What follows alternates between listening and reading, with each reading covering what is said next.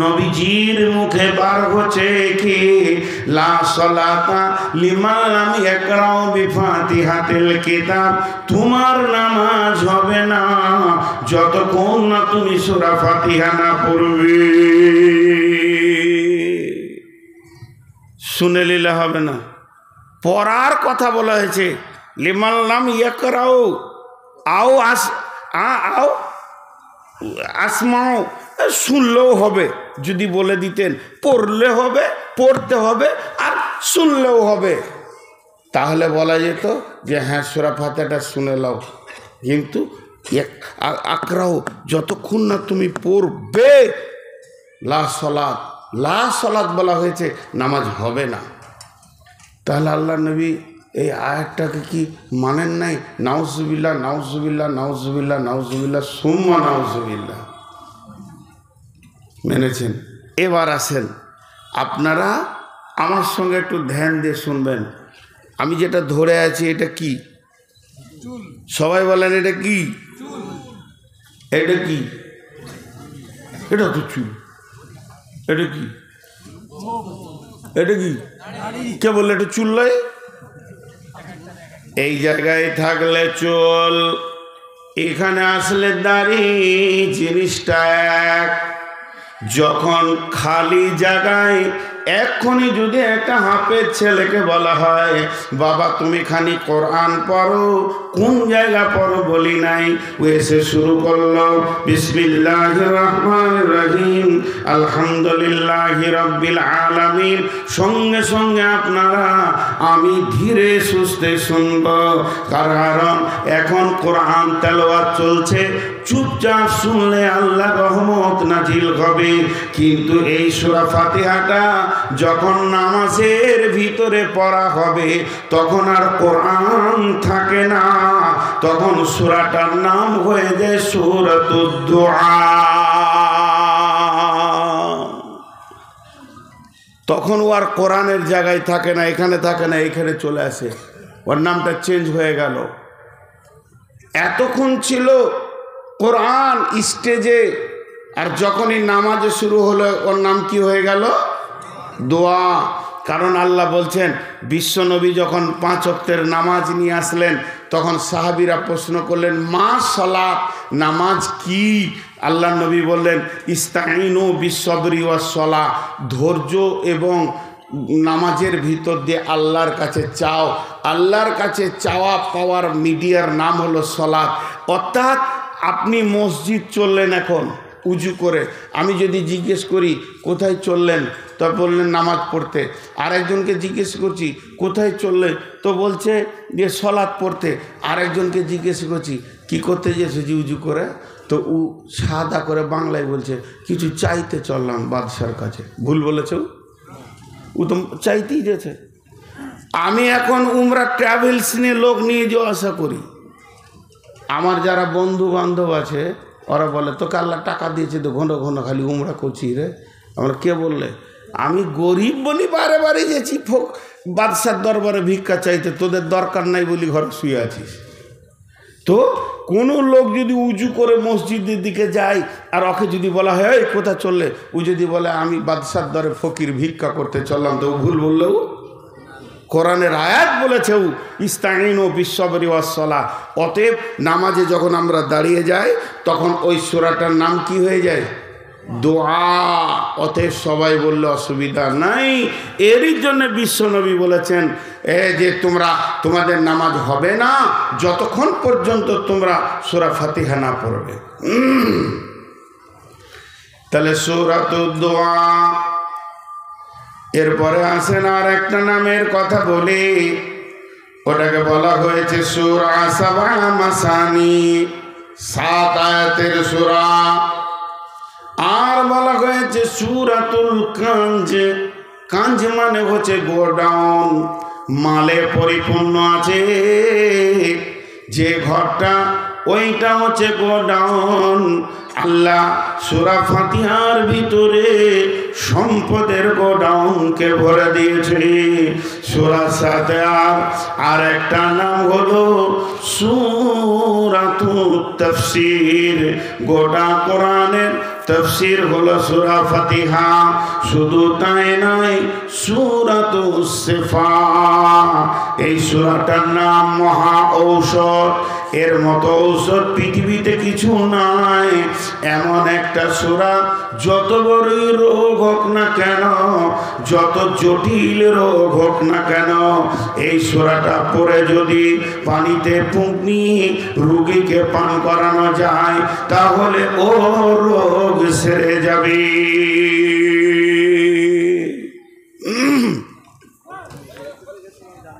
আপনি এখন বলবেন কই, কোথায় গেল পানির বোতলটা, কোথায় গেল?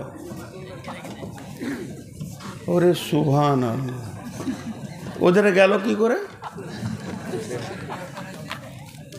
কঠিন জায়গায় এসেছে। আমি সুগারের রুগী, জিভ জড়িয়ে গেছে, মাঝে মাঝে পানি ছাড়া চলতে পারবো না। ছোট বোতল দিলে তো হয়, এটা যা বেরেল দিয়েছে, দুটো লিভার লাগবে। জি, আমার সাথে একটু ধ্যান দেন।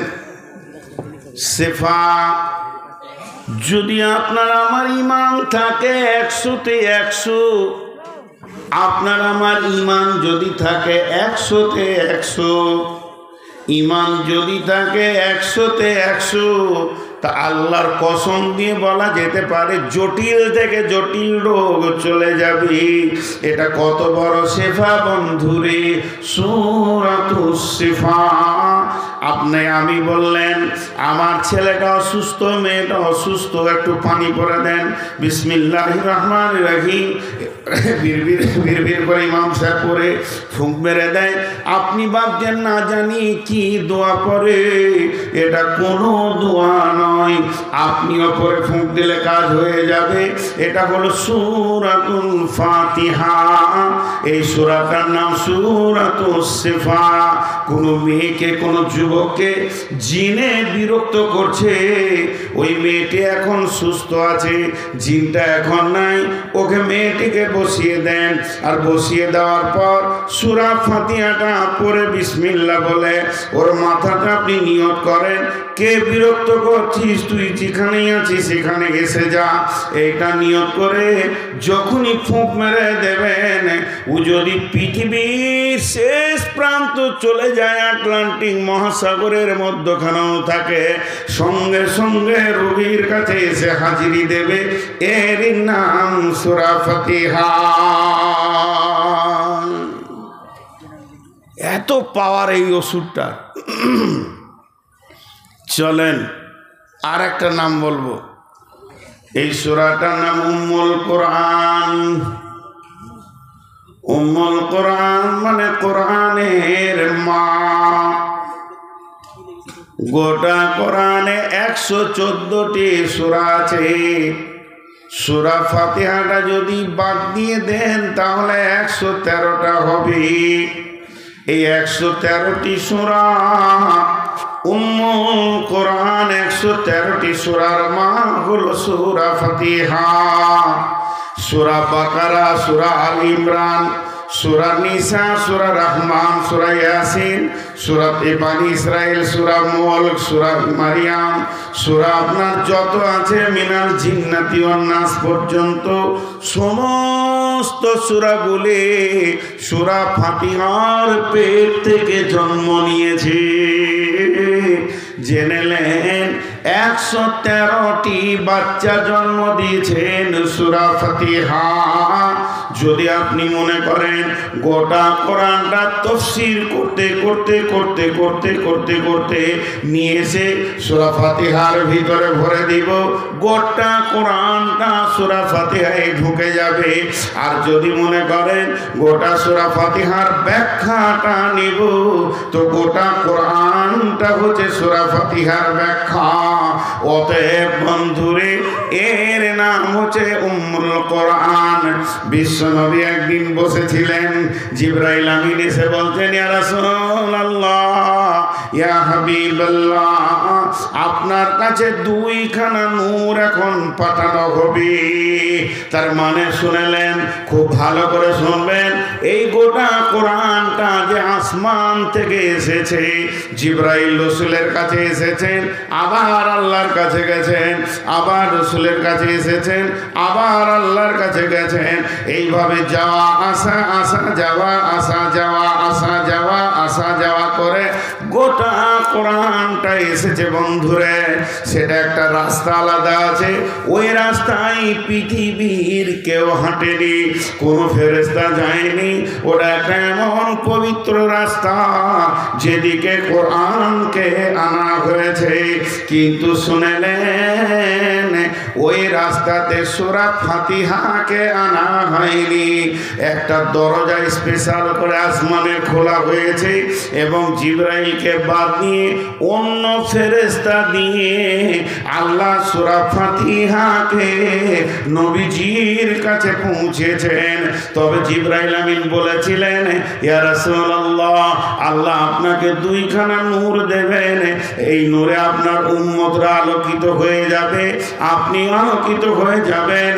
সেই নূর দুটির জন্যে জান্নাতের স্পেশাল দরজা খোলা হবে। ও আল্লাহ রসুল, সেদিকে আলাদা যে সম্মানীয় ফেরেশতা এই নূর দুটি এনে আপনাকে দেবেন। সেই নূর দুটিকে একটা হলো সূরা ফাতিহা আর একটা হলো সূরা বাকারার শেষ তিনটি আয়াত।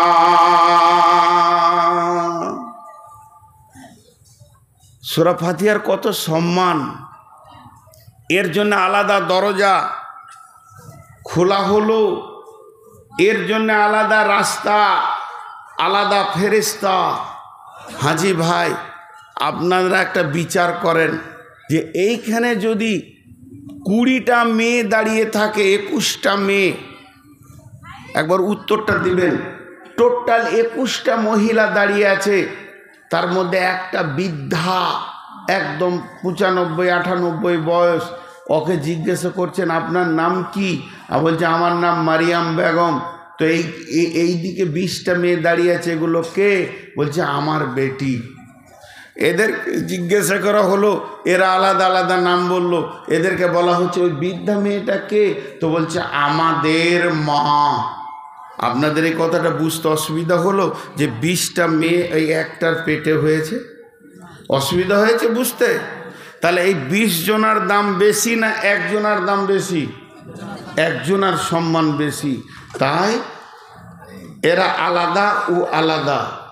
আলাদা কি আলাদা নয়? জোরে বলেন, এরা আলাদা, উনি আলাদা। কিন্তু মহিলা যদি বলা হয় একটা ছেলেকে যে ওই ধারে মেয়ে কটা আছে দেখতো রে, কজনের খাবার দিতে হবে, তখন কটা হবে? 21টা। আর যখন সম্পর্ক ধরা হবে তখন কটা হবে? 20টা, একটা। জি, কথাটা বোঝাতে পারলাম তো? কোরআনে যদি সূরা সম্পর্কে ধরা হয়, কোরআনে 113টি সূরা না 114টি সূরা। সূরা ধরলে বলতে হবে 114টি সূরা, তার কারণ সকলেই মহিলা। কিন্তু যদি সম্পর্ক বলা হয়, কোরআনে পারা কত? বলা হবে 30 পারা। প্রথম পারার নাম কি? আলিফ লাম মিম পারা। তবে কেন সূরা ফাতিহাটা পারার বাইরে করে দেয়া হলো? ওর এতটাই সম্মান বেটিদের সঙ্গে রাখা হলো না, মাকে আলাদা করে দেওয়া হয়েছে। না হলে প্রথম পারাটার নাম হতো আলহামদুলিল্লাহি পারা। কিন্তু বন্ধু, সূরা ফাতিহাটা আল্লাহ এত দামি বানিয়েছেন, গোটা কোরআনের মা। মেয়েদের কাছে মায়ের যেমন সম্মান, গোটা কোরআনের কাছে সূরা ফাতিহার ওই রকম সম্মান।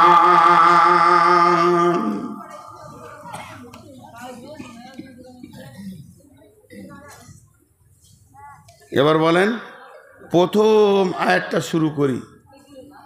বিসমিল্লাহির রহমানির রহিম।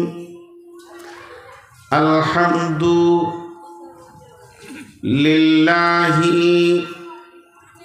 রাব্বিল আলামিন।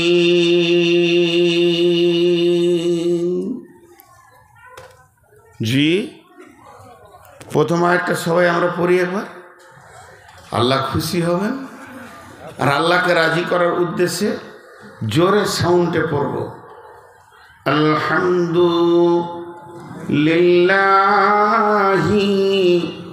রাব্বিল আলামিন। সমস্ত প্রশংসা কার? সেই আল্লাহ কি, সেই আল্লাহ কি সারা পৃথিবীকে পালনে वाला। রব মানে পালনে वाला। আলহামদুলিল্লাহি,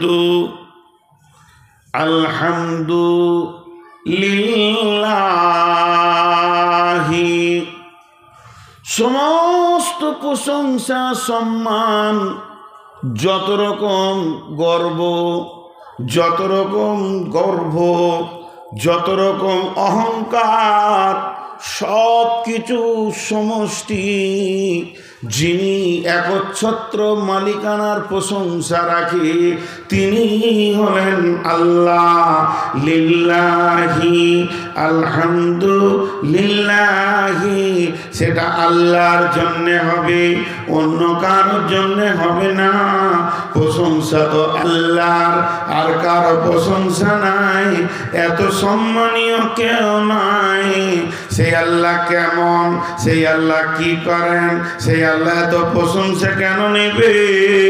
আল্লাহ প্রথম আয়াতেই বলছেন রব্বিল আলামিন, তিনি হলেন পৃথিবীকে পালনে वाला।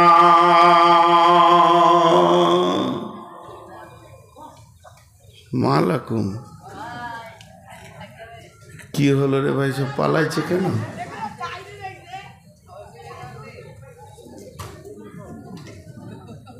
ওরা যে পর্দার আড়ালে আছে না, ওরা ভাবছে যে আমরা দেশের বাইরে আছি। সমস্ত প্রশংসা কার? তিনি কি করেন? সারা পৃথিবীকে পালনে वाला। জি, সারা পৃথিবীকে তিনি পালনে वाला। শেখ সাদি আলাইহি রাহমা বলছেন, आदि में जमीन सुफराइल में ओस्त चे दुश्मन बारी खाचे लागी रे दोस्त। মা আমার, বোন আমার, যদি আমার কোনো বেটির বিয়ে হয়নি, কোনো বৌদ্ধ পুরুষ হালাল পুরুষ তার কাছে আসেনি, তার স্বামী নাই, যদি সন্তান হয়ে যায়, ওই মেয়েটি পৃথিবীতে মুখ দেখাতে পারবে না। কারণ এটা আল্লাহর হাত করেননি, সে নিজে এমন একটা কাণ্ড ঘটিয়েছে, মান সম্মান হারিয়ে ফেলবে। কিন্তু ওটাই আবার আল্লাহ বানালেন। মারিয়ামের পেটে পিতা ছাড়া পুত্র দিলেন, সারা পৃথিবীতে তার প্রশংসার ঝড় উঠে গেল। তিনি আল্লাহ এমন, তিনি যা করে তা সাজে, যা করেন তা মানাই। অতএব আমার রব সারা বিশ্বকে পালনে वाला।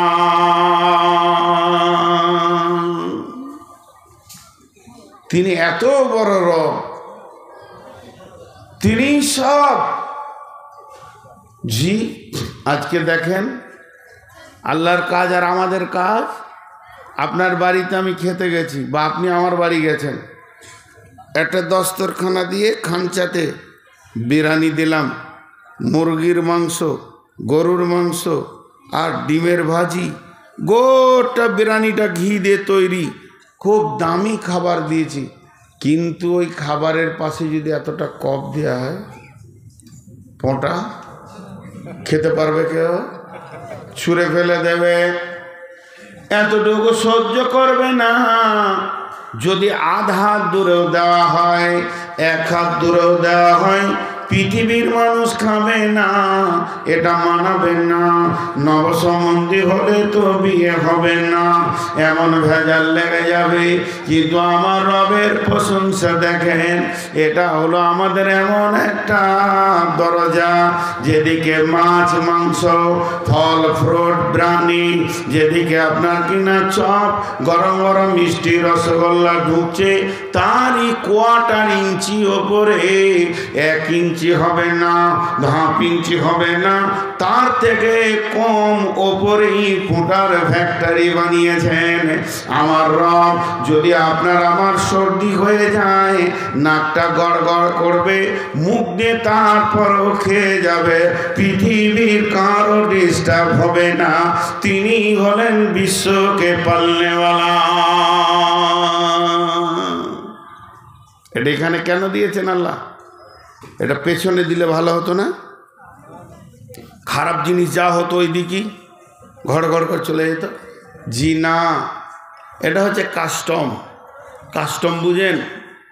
কাস্টম বুঝেন না? বর্ডারে বাস করছেন, বাংলাদেশের কোনো লোক ভারতে আসবে, ভারতের কোনো লোক বাংলাদেশ যাবে, তো কাস্টম চেক করে যে খারাপ লোক যেন না চলে আসে, গোটা দেশটা খারাপ হয়ে যাবে। তো এ হলো কাস্টম। আল্লাহ ঠিক যেদিকে আপনার ঢুকবে মাল, তার গেটেই বসিয়ে দিয়েছেন। আপনি সকালবেলায় উঠে চায়ের দোকানে গিয়ে বলছেন, হবিব ভাই একটা কেক দেন তো, কেকটা বের করে দিল। যেই কেকটা ভেঙেছেন, কাস্টমের সিস্টেমটা কত সুন্দর। আপনি নিঃশ্বাস ফেলছিলেন, রানিং হাওয়াটা নিচে দিয়ে নামছিল, যখনই হাঁ করবেন অটোমেটিক নাক ওপর দিকে নিঃশ্বাস নিতে শুরু করবে। কেক থেকে একটা গন্ধ পাওয়া গেল, সঙ্গে সঙ্গে বললেন না এটা খাওয়া যাবে না, নষ্ট হয়ে গেছে। যদি দেহের ভিতরে ঢুকে যায়, গোটা দেহটাকে নষ্ট করে দেবে। রাত্রি 1-1:30 জালসা শেষ, ভোর 3টে সময় খাবার আনছে, কত জালসাতে খাবারগুলো নষ্ট হয়ে গেছে। যেই মুখে দিতে গেছি, নাক বলছে এটা ভিতরে ভরবি না, পুরো ভিতরটাকে নষ্ট করে দেবে। তো আমার রব কত কারিশমা, যেন আমার বান্দার ভিতরে নোংরা পচা না চলে যায়। এরই জন্যে নাকের মতো কাস্টম অফিসকে ঠিক যে বর্ডারে মাল ঢুকবে ওখানেই বসিয়ে রেখেছেন। নাকটা যদি পেছন দিকে থাকতো, তাহলে প্রতিটি লোকমা একবার চেক আপ করে এনে তারপরে খেতে হতো। আমার রব বলছেন, তুই যত জোর খেয়ে যাবে, আমার নাক তত জোর চেক আপ চালিয়ে যাবে। অতএব শুনেলে আলহামদুলিল্লাহ রব্বিল আলামিন, আমি সারা পৃথিবীকে পালনেওয়ালা, আমি হলাম তোদের রব। প্রশংসা তো আমারই প্রশংসা।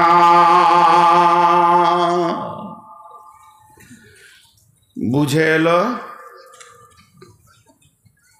হ্যাঁও বলছে না, নাও বলছে না।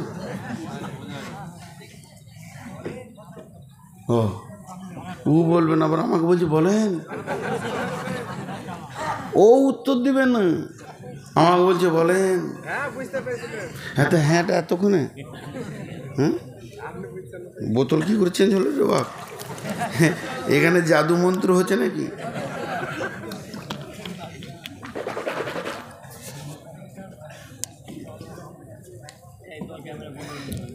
এবার আসেন আরেকটা মজার কথা বলি, আল্লাহ কেমন পারলে ওলা। এখানে জালসা কমিটি এসছে, তো ধরেন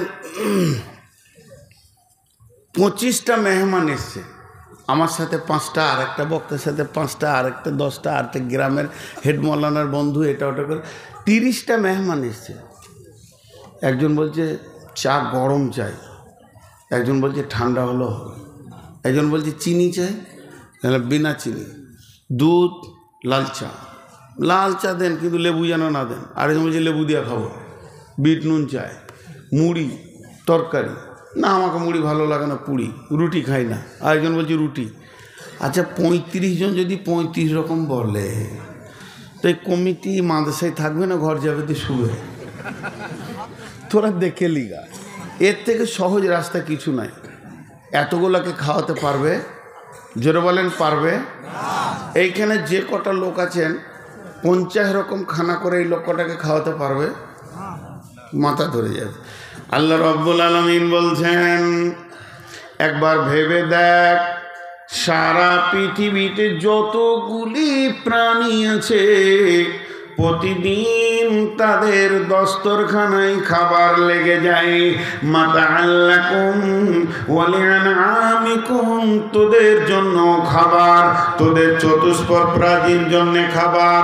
সাপ যেটা খায় ওটাও আমি বরাদ্দ করি, মাছ যেটা খায় ওটাও বরাদ্দ করি, গাছপালা যেটা খায় সেটা বরাদ্দ করি, মানুষ যেটা খায় ওটা বরাদ্দ করি।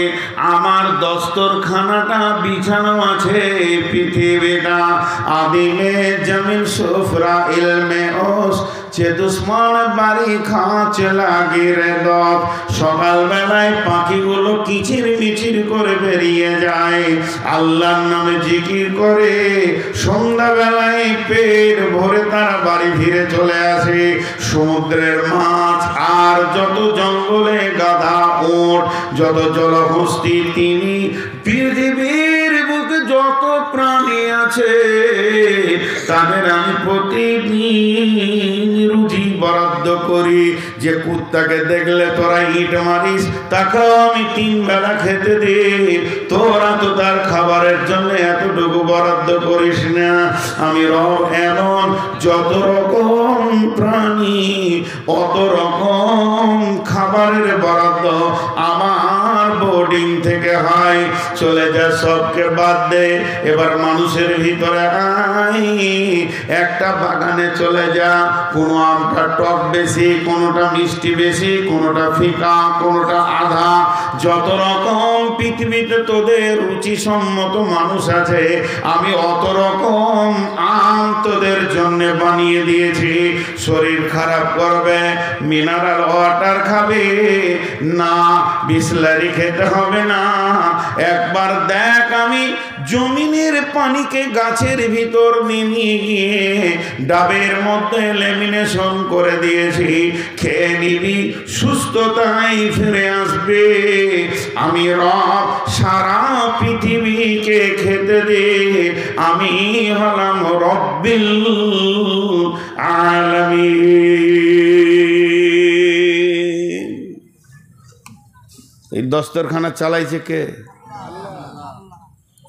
খালি সুদ আর ব্যাংকে জমা করছে এই মানুষ, আর কেউ কোনো প্রাণী করে না। কুকুরের জন্য যদি ব্যাংক হতো তাহলে হাড় কত থাকতো? হ্যাঁ, কুকুরের জন্য যদি ব্যাংক হতো তাহলে হাড় কত থাকতো? সবাই জানে আল্লাহ খেতে দেবে, খালি আপনি জানেন না আর আমি জানি না যে ব্যাংক করেছি। খালি ব্যাংকের বই আর ব্যাংকের বই আর টাকা। আল্লাহ পাল্লেওয়ালা। শুধু তাই নয়, এবার চলেন, আমার রব বলছে একবার পৃথিবীতে তাকিয়ে দেখ, তোরা কয়জনকে চিনিস আর কয়জনের খাবারের ব্যবস্থা করিস। আমি বিশ্ব সকলকে জানি, আমি পিপলিকার খাবারের ব্যবস্থা করি। এই পর্যন্ত নয়, আল্লাহ রাব্বুল আলামিন বলছেন আমার ডেলিভারির নিয়মটা খালি একবার দেখিলিস।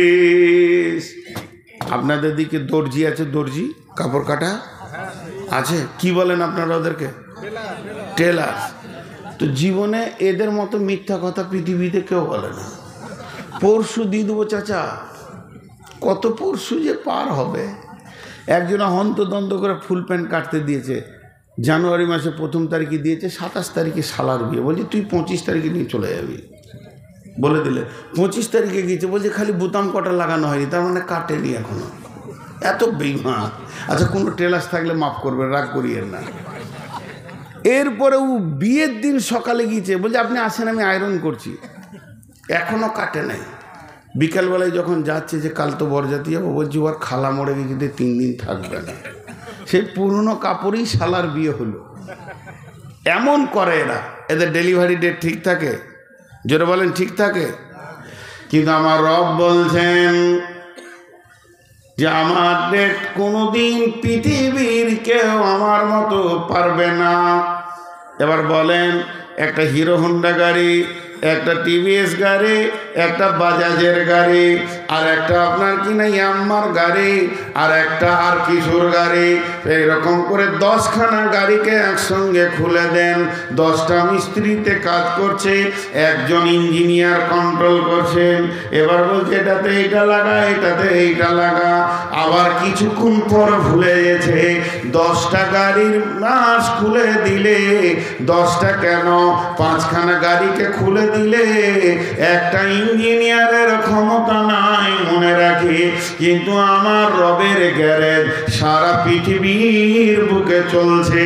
আজকের রাত্রিতে যতগুলি মেয়ের পেটে বাচ্চা আছে, কারো পরিপূর্ণ হয়ে গেছে, কারো নখ ফিটিং হচ্ছে, কারো হাড় ফিটিং হচ্ছে, কারো কিডনি আঁতুড়ে ফিটিং চলছে, কারো চোখ লাগানো হচ্ছে, চোখের ভিতরে তারা, তারার ভিতরে মণি লাগানো হচ্ছে। এটা মেয়ে ছেলে, এটা বেটা ছেলে। এটা মেয়ে ছেলের পাঁচ দাও, হাত পায়ের পাঁচগুলো আমার রব মেয়ে ছেলে লাগাচ্ছেন তার ফেরেশতাদেরকে দিয়ে। মাথার চুলগুলো কেমন হবে, পাটা কেমন হবে। একটা মেয়ের পেটে নয়, পৃথিবীর বুকে কোটি মেয়ের পেটে বাচ্চা রয়েছে। আবার একসঙ্গে নয়, কোনোটা 4 মাসের, কোনোটা 6 মাসের। এটা আজকের কি কাজ, ওটা কালকের কি কাজ, এটা ডেলিভারি হবে আগামীকাল। এইভাবে সমস্ত গ্যারেজ শুধু মানুষের পেটে নয়, এইভাবে ঘোড়ার পেটে, এইভাবে গাধার পেটে, এইভাবে বাঁদরের পেটে, এইভাবে শৃগালের পেটে, ছাগল ভেড়া দুম্বা উটের পেটে চলছে। শুধু তাই নয়, মাছের যত ডিম আছে তাদেরও চলছে। এটা বোয়াল, এটা শোল, এটা কাতল, এটা রুই, এটা বিরিক। অমনি পাখির পেটে চলছে, তাদের ডিমের ভিতরে এটা টিয়া, এটা লাল ঠোঁট দাও। দোয়েলটা কাকটা কালো ঠোঁট দাও, পাটা হবে কালো, টিয়ার পাছাটা হবে কালো, আর এই বাকিটা হবে সবুজ, দোয়েলের পাছা হবে লাল। এইভাবে আল্লাহ তাবারাক ওয়া তাআলা সাপের ডিমে এইভাবে এইভাবে সমস্ত মাছে, ছাগলে। শুধু তাই নয়, জমির ভিতরে যত ফসল চাষিরা দিয়েছে, এটা ধান, ধানের রিটার্ন হবে, এটা গম, গমের রিটার্ন হবে, এটা কপি হবে, এটা মরিচ হবে। আমার রব সমস্ত গ্যারেজকে একসঙ্গে কন্ট্রোল করছে এবং ঠিক টাইমে ডেলিভারি দিচ্ছে। যদি একবার বলতো ধানটা এবছর 3 মাসের লেট চলবে, সূর্য উঠবে না, লেট চলবে, তাহলে পৃথিবীর মানুষ বেঁচে থাকতে পারতো না। তো আমার রব বলেছেন আলহামদুলিল্লাহি রাব্বিল আলামিন। সমস্ত প্রশংসা ওই রবের যে সারা বিশ্বকে একসঙ্গে কন্ট্রোল করে।